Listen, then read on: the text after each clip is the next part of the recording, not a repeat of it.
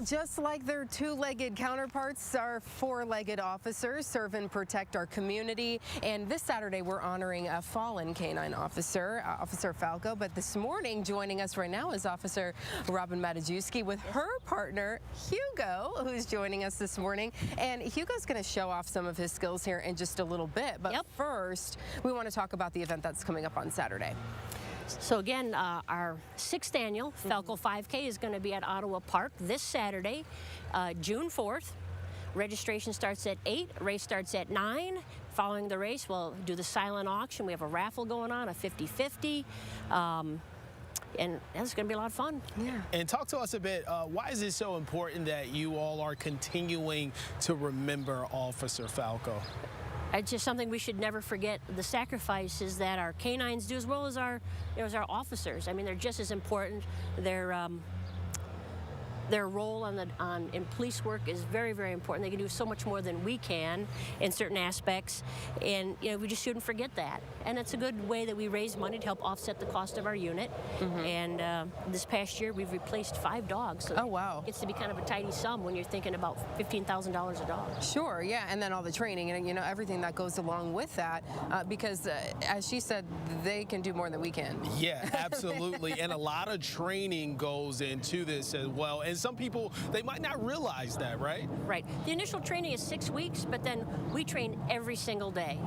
Whether it's a little bit of obedience, a little bit of scent work, or just go out and have a little bit of fun. How often, or how long have you been working now with Officer Hugo? Almost 8 years. Oh, wow. Yep. So you guys are quite the pair. We're seasoned. You know each other very, very well. What kinds of things does he, specialize in? Hugo his specialty is in explosives. He's imprinted on over 20 different types of explosives. When Hugo works and he finds the hide, then he'll sit to alert. Then he looks at me and say, "Where's my toy?" He wants to get rewarded for doing his job. And he deserves to be rewarded for such a hard job. And then some. Yeah, absolutely. And a lot of people don't realize this, but 15 minutes of him working is equivalent to you running a marathon. Oh my goodness! So it's really a lot of work. A lot of energy. Yes. That's intense. Yes. That's intense. You're going to show us a little something. We're going to put him to work now. Just a little bit. But that's he'll get his ball in the street, right? So what are we going to do? What is he going to do? Well, I have some cones set out over here, and under one of the cones is a hide, a little bit of black powder, and hopefully he's just going to sit when he finds it, and then he'll get paid, as we call it. Okay. So I'm just going to run him off lead and let him do his thing. Okay.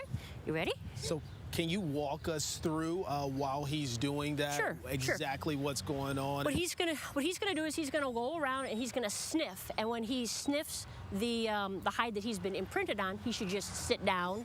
And that's a lot of what our canine work is, reading his body language. Obviously, he can't say, "Hey, Mom, it's right here." So he has to tell me, and we have trained that when he finds it, he sits. Okay. Awesome. And even our narcotics dogs, they also sit when they alert. All right. Apport. Check, check. So you see he's sniffing, and you'll see a change in behavior when he gets to it. He'll slow his pace. He'll start doing a lot more heavy sniffing. Go on. Where is it?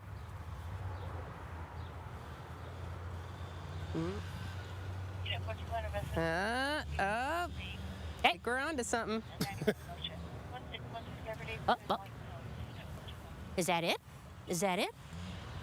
Good boy! Oh, he found it. He found it. Oh, it's a good boy.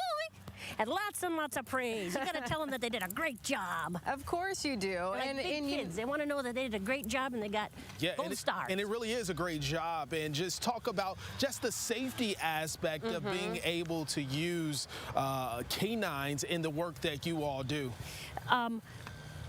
If there is a true explosive there, I don't have to go up to it. It keeps me at a safe distance.